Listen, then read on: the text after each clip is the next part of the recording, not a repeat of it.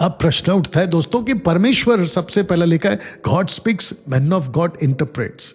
परमेश्वर बात करता है और मैन ऑफ गॉड उसको इंटरप्रेट करता है। तो परमेश्वर बात करता है अपनी बाइबल में राइटली, वचन को ठीक से डिवाइड करने वाला परमेश्वर का जन होता है, जो लोगों को वो सिखाता है क्या सही है क्या गलत है और कैसे पढ़ना है कैसे नहीं पढ़ना। तो इस कॉन्सेप्ट के हिसाब से आपका जो लोकल पास्टर है, आपका लीडर है ना, वो ऐसे सिखाता है।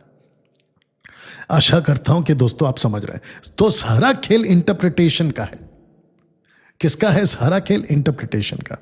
ना चतुराई से चलते, ना परमेश्वर के वचन में मिलावट करते हैं। 2 कुरिन्थियों 4:2। हम सटीक बातों को रखते हैं, ऐसा करके आपका जो है वचन पौलुस कहता है ना। दोस्तों, इसको पकड़ने वाला नौसिखिया अगर आ गया तो यह पुस्तक आपके लिए खतरनाक है। नौसिखिया समझते हैं अनलर्नड, जिसको कहते हैं ना सीखा हुआ, नौसिखिया, ठीक है ना। क्या ये सब खतरनाक है? बिल्कुल खतरनाक है। आपको पता है कि ये जितनी भी चीजें हैं ना, अगर नौसिखिया वाले ने इसको पकड़ लिया ना, तो ये उसके लिए भी खतरनाक होगा और उसके आसपास के जितने लोग हैं ना, उनके लिए भी खतरनाक होगा। इसलिए एक्सपर्ट ही इसको चलाने वाला होना चाहिए। ऐसे ही आपकी बाइबल, अगर आपने इसको ठीक से नहीं इंटरप्रेट किया, आपके लीडर, आपके पास्टर ने, तो आपके लिए यह पुस्तक बन जाएगी खतरनाक। आपको मैं प्रूफ देता हूं। आपको पता है इब्रानियों की किताब उसका 4:12 में क्या लिखा है? परमेश्वर का वचन हर एक 2-धारी तलवार से भी बहुत चोखा है। फिर ऐसा क्यों लिखा है दोस्तों? ये तो आपको समझना पड़ेगा ना। तो फिर इसका मतलब ये हुआ कि आपकी जो बाइबल है, अगर सही तरीके से लिया तो वो सही है, लेकिन अगर गलत आदमी के हाथ में लग गए, जिसको कहते हैं नौसिखिया, ये देख लीजिएगा, तो ये बाइबल आपके लिए बन जाएगी खतरनाक। जैसे इसको हैंडल करने के लिए एक्सपर्ट्स होने चाहिए ना, ऐसे ही आपकी बाइबल को भी लेके चलने वाले, जो कि परमेश्वर का वचन है, हथियार है, एक्सपर्ट ही हैंडल कर सकता है। अगर अभी इस वक्त में मसीह मंथन बैठक के लीडर के द्वारा किसी घर पर इकट्ठा करके आपको अगर ये वीडियो दिखाई जा रही है, तो मैं चाहता हूं कि सबसे पहले मेघा चर्च के लोगों से, जो खुद को अपोस्तल, प्रॉफिट, पास्टर कहते हैं, प्रभु का दास कहते हैं, सबसे पहला मेघा चर्च के वालों से भागो। ये आपको आपका उद्धार से आपको कोसों दूर ले जाएंगे, आपको वंचित करा देंगे। इतने डेंजर हैं ये लोग। इनका ईश्वर भेंट है। मैं आपको सच बता रहा हूं, जितने भी जिब्रिश वाले, सब के सब आपसे आपका उद्धार छीन लेंगे।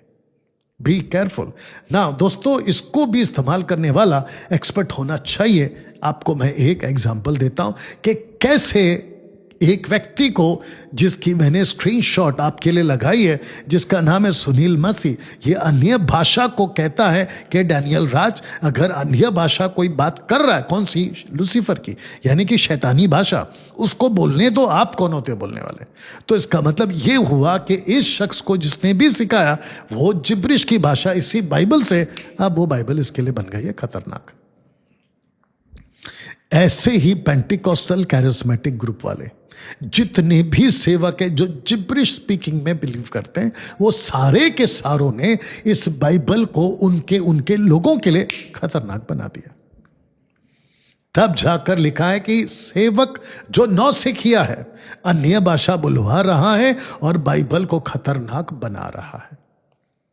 दोस्तों, आशा करता हूं कि आप यहां तक बात को समझ गए। अब आपको एक मैं थॉट आपके पास में दे रहा हूं। लिखा है कि जितना उधार पाने की खुशी नहीं, उतना उधार खो देने का डर लगा रहता है 90% कल्ट सेवकों के द्वारा, या उतना ज्यादा डर लगा रहता है। उधार की शिक्षा इसी बाइबल से दी जाती है, बपतिस्मा की शिक्षा इसी बाइबल से दी जाती है, विश्वास की शिक्षा इसी बाइबल से दी जाती है। नौसिखियों ने इस पुस्तक को खतरनाक बना दिया, सब उल्टा सीधा सिखा के। पौलुस कहता, माफ करना, पतरस कहता है कि जो वचन को प्रीच करता है वो ऐसे ही बोले जैसे वचन को बोलना चाहिए। लेकिन इन नौसिखियों ने टोटल बात को जो है बिगाड़ दिया ना। दोस्तों, आप कुछ देर से सुन रहे हैं, क्या परमेश्वर का वचन बाइबल खतरनाक हो सकता है? मैं आपको उसका एक और प्रूफ आपको देता हूं, गलत लोगों के वजह से फंस कर जो रह जाती है। यही सही भी है, यही गलत भी है। आपको बताता हूं कैसे। जहां के लिए सही लागू करो, जहां के लिए सही है तो लागू करो, और जहां के लिए गलत है लागू करो। एग्जाम्पल, पीतल का सांप एक वक्त के लिए सही भी था, और पीतल का सांप अगले ही पल के लिए गलत हो गया, क्योंकि पीतल के सांप को लोगों ने ईश्वर बनाकर मूर्ति पूजा करना शुरू किया। दूसरा राजा की किताब 18 अध्याय वचन 4, अगर मैं गलत नहीं हूं, ठीक है ना। उसके बाद में मूसा की लाठी, जब तक आदेश को लेकर चला सही वाला, तब तक लाठी सही थी, लेकिन जैसे ही गलत तरीके से मार दिया, वही लाठी उसके लिए प्रतिज्ञा का देश छीन लिया, उसी लाठी ने। तीसरा, शब्बात के लिए इकट्ठा किया हुआ मन्ना। आपको पता है, संडे टू फ्राइडे, बहुत ध्यान से सुनो, संडे टू फ्राइडे आपका मन्ना, उस पे कीड़ा नहीं लगेगा। सैटरडे को आपको मन्ना इकट्ठा नहीं करना है, क्योंकि फ्राइडे को ज्यादा गिरता था, उनको इकट्ठा करना होता था संडे सैटरडे तक वो खा सके। लेकिन जब इनको पता चला, इजरायलियों को, कि एक दिन का इकट्ठा किया हुआ भी फ्रेश रह सकता है, अगले दिन खा सकते हैं, तो इन्होंने कहा कि क्यों ना बाकी दिन भी हम यही प्रथा लागू करें कि एक्स्ट्रा जमा कर लें, ताकि दूसरे दिन हमको जमा करने के लिए जाना ना पड़े। ताज्जुब की बात यह है कि शुक्रवार को इकट्ठा किया हुआ जो सैटरडे को खाते थे, उसमें कीड़ा नहीं लगता था, लेकिन सैटरडे के अलावा जो बाकी दिन इकट्ठा करते थे, उस पर कीड़ा लग जाता था। आप समझदार हैं। ऐसे ही सही भी था आर्क ऑफ कवनेंट, और सही जो था वो बाद में गलत भी हो गया। कैसे? जब बैल के ऊपर जब ठोकर खाकर कुछ लोगों ने उसको टेका दिया, तो वो वहीं मर गए। साथ ही साथ नादाब और अबीहू, जो आग सही था तो उनकी जान नहीं गई, लेकिन जब गलत तरीके से आग दिया तो वहीं पे वो मर भी गए, उसी आग ने मार भी दिया। बताइए। तो इसीलिए कह रहा हूं, जो सही है तो सही लागू करो, वही चीज अगर सही तरीके से लागू नहीं किया, वो आपके लिए गलत साबित हो जाएगा। तब जाकर ये कॉन्सेप्ट आपको समझना होगा, whole Bible is to you but not for you. जिसका हिंदी शब्द है पूरी बाइबल तुम्हारे लिए, लेकिन तुम्हारे वास्ते नहीं है। इसको कहते हैं कि जो बाइबल में बातें हैं, जितनी तुम्हारी उतना लीजिए। अगर आपने गलत तरीके से ले लिया, वही बाइबल आपके लिए खतरनाक साबित हो जाएगी। खरी शिक्षाओं का चेहरा नहीं होता, बल्कि खरी शिक्षाओं की आवाज होती है, और वो भी यूनिवर्सल होती है। मैं चाहता हूं कि मसीह मंथन बैठक का एक एक पुरुष, स्त्री, लड़का, लड़की खरी शिक्षा की आवाज बनकर मसीह की तह में मजबूती करता हुआ, कलीसिया को मजबूत करता हुआ कार्य करने पाए ना। दोस्तों, कहां है आपकी तैयार किया हुआ मुकुट? क्योंकि पौल कहता है कि जब रैप्चर होगा तो जो व्यक्ति प्रभु के राज्य में उठाया जाएगा, वो व्यक्ति आपकी बढ़ाई का कारण बनेगा प्रभु की नजर में, और वो व्यक्ति जिसको आपने उद्धार कराया, जिसको जीता है, वो आपके लिए मुकुट बनेगा। देख लीजिएगा।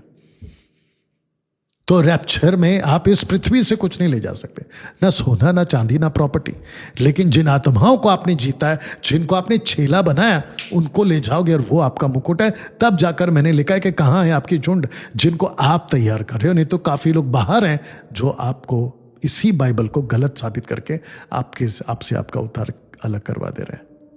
दोस्तों, आशा करता हूं कि आप अभी यहां तक बात को समझ गए। तब लिखा है कि जागरूक रहे, और उन वस्तुओं को जो बाकी रह गई हैं, जो मिटने को थी, उन्हें दृढ़ कर, क्योंकि मैंने तेरे किसी काम को परमेश्वर के निकट पूरा नहीं पाया। इसका मतलब क्या है? इसका मतलब यह हुआ कि आपको अपना काम कंप्लीट करना है। जानते हो व्यक्ति काम कंप्लीट कौन नहीं करता? वो व्यक्ति नहीं करता जिसको परमेश्वर से प्यार नहीं है, लेकिन जिसको परमेश्वर से प्यार है, वो परमेश्वर का काम कंप्लीट करेगा। क्योंकि इसी के साथ में अगर आप आओगे तो आपको पता चलेगा 2:4 में तो कहता है कि तूने अपना पहला सा प्रेम छोड़ दिया ना। खरी शिक्षाओं से उद्धार पाया हुआ एक क्षेत्र का नहीं होता, एक चर्च का नहीं होता, खुद का नहीं होता, बल्कि वो यूनिवर्सल का होता है। तो जितने भी लोग अभी मुझे देख रहे हैं, मसीह मंथन सहित खरी शिक्षा वाले, क्या आप एक क्षेत्र के बनकर रह गए? क्या आप सिर्फ एक चर्च के बनकर रह गए? लेकिन आपको यूनिवर्सल बनना है। तब जाकर मैं आपको एक कॉन्सेप्ट समझा देता हूं। दोस्तों, पहले चित्र देख लो कि लाइफ में ये दौर क्यों आता है। एक व्यक्ति के लाइफ में ये दौर क्यों आता है। लड़का जब जवान होता है, वही लड़के के बाल सफेद उसकी चेहरे जिस पे जो रिंकल्स जिसको कहते हैं, और उसकी जो टोटल पर्सनैलिटी है वो इस अवस्था में क्यों चली जाती है। तो लिखा है कि लाइफ में ये दौर क्यों आता है। अब आपको इसके पीछे की सबसे बड़ी वजह बताता हूं कि ये लाइफ में ये दौर क्यों आता है। दोस्तों, अब जब हम अभी मैं वीडियो बना रहा हूं तो ये मार्च, अप्रैल, मई, जून का जबरदस्त गर्मी का महीना में, और गर्मी के महीने में आप फ्रूट्स में से एक फ्रूट्स बहुत खरीदते हैं और वो है वाटरमेलन फ्रूट, यानी कि कलिंगड़। अब सबसे इंपॉर्टेंट पार्ट ये है कि जब आप दुकान में जाते हो तो कलिंगड़ लाल निकले, मीठा निकले, उसकी पहचान अगर जिसको नहीं है तो वो व्यक्ति गलत ले आएगा, जैसे आप स्क्रीन पे देख रहे हैं नीचे वाला। जानते हो कलिंगड़ को, वाटरमेलन को आप जब खरीदते हैं ना तो आपको सबसे पहला उसका येलो पार्ट, एक तरफ का पार्ट येलो हो जाना चाहिए और दूसरा उसका जो रूट है, डंडी जिसको कहते हैं, वो टोटल सूख जाना चाहिए। लेकिन अगर वो हरा है इसका मतलब ये है कि वो नीचे वाला अभी भी कच्चा है। ऐसे ही दोस्तों परमेश्वर हमको ये रूप देता है जिसको कहते हैं कि एक मजा हुआ शिक्षित, जिसको कहते हैं कि परमेश्वर की बातों को जानकर उस व्यक्ति को परमेश्वर यूज करता है, इस्तेमाल करता है और प्रभु के राज्य में बाइबल पकड़ाकर खड़ा करता है ताकि वो सिखाए। उसका एक और उदाहरण आपको देता हूं कि प्रभु यीशु प्राचीन है और परमेश्वर पिता भी प्राचीन है। लीजिए, दानियल उसका 7:13 कहता है कि मैं रात में स्वप्न में देखा कि देखो मनुष्य के संतान सा कोई आकाश के बादलों समेत आ रहा है, वह उस अति प्राचीन के पास, यानी पिता परमेश्वर के पास में। तो परमेश्वर का जो पुत्र है, सन का वस्त्र, यानी कि इंग्लिश में फाइन लेनन, सफेद खादी का कपड़ा, और लिखा है कि एक पुरुष को खड़ा देखा सफेद कपड़ा में। ऐसे ही दृश्य यूहन्ना ने देखा। किसको? यीशु को। अब प्रश्न उठता है कि बाल श्वेत वरना उन पाले के समान उज्जवल। तो यीशु का चेहरा, यीशु की बातें, यीशु का पर्सनैलिटी एक प्राचीनता को दर्शाता है। Asians of God, Asians days, यानी कि प्राचीनों का परमेश्वर। तो जिसके चलते दोस्तों बाइबल को पकड़ने वाला हर कोई ऐरा गहरा पास्टर, टीचर, अपोस्तल नहीं बन सकता, उसको अनुभवी होना होगा। तब जाकर कौन संभाल पाएगा इस खतरनाक हथियार को? केवल अनुभवी। यह तो ठीक है दोस्तों ना। आपको पता है एक ऐसा जीव है जिसको कहते हैं इनलैंड टाइपन, यानी कि फियर्स स्नेक, ये भी इसको बुलाते हैं। इसकी एक बाइट का जो जहर निकलता है उससे आप एक जहर से 100 लोगों को मार सकते हैं। मेमन्स को मारने के लिए इसका जहर इस्तेमाल होता है अदर जगहों पर या फिर जंगलों में। अब बताइए, अगर इस टाइपन को संभालना है किसके हाथ में देंगे? ऊपर जो चेहरा है वो या फिर नीचे? ऐसे ही दोस्तों परमेश्वर का वचन को संभालने वाला मजा हुआ होना चाहिए। कोई भी ऐरा गहरा खड़ा होकर बाइबल टीचर बन गया हूं, मैं ये कर रहा हूं, नहीं होता है। ये समझाने की आज आपको कोशिश करा। कारपेंटर और इलेक्ट्रिशियन, नौसिखिया या अनुभवी, देख लीजिएगा। वैसे ही घर अगर बनाना है तो नौसिखिया या अनुभवी। ऐसे ही अगर आपको किसी के पीछे बैठना है तो आप देखोगे कि भैया वो गाड़ी ठीक से चला रहा है कि नहीं चला रहा, नहीं तो वो भी मरेगा और आपको भी मारेगा। ऐसे ही दोस्तों स्कूल एंड डॉक्टर, कौन सी स्कूल के टीचर और कौन से डॉक्टर के पास जाना चाहोगे? जो अनुभवी, ना कि नौसिखिया। दोस्तों न्यू ड्राइवर, एक्सपीरियंस ड्राइवर में आज आपको एक फर्क बताता हूं कि जो नया ड्राइवर होता है जब वो स्टीयरिंग को पकड़ लेता है तो उसको रास्ते पर टैकल करने के लिए उसके पास 10 थॉट्स आ सकते हैं, सिर्फ 10 थॉट्स। लेकिन जो अनुभवी होता है ना उसका सीधा डबल आता है, क्योंकि हर कोई सड़क पे गाड़ी चलाकर अपने आप को नहीं बचा पाएगा, अनुभवी ही चाहिए और आप उसी के साथ बैठोगे। तो जिसके चलते दोस्तों जेम्स की किताब उसका 3:1 कहता है कि हे मेरे भाइयों, तुम में से बहुत उपदेशक डिडास्का ना हो या ना बने, क्योंकि जानते हो कि हम उपदेशक और भी दोषी ठहरेंगे। अब मैं आपको बताता क्यों।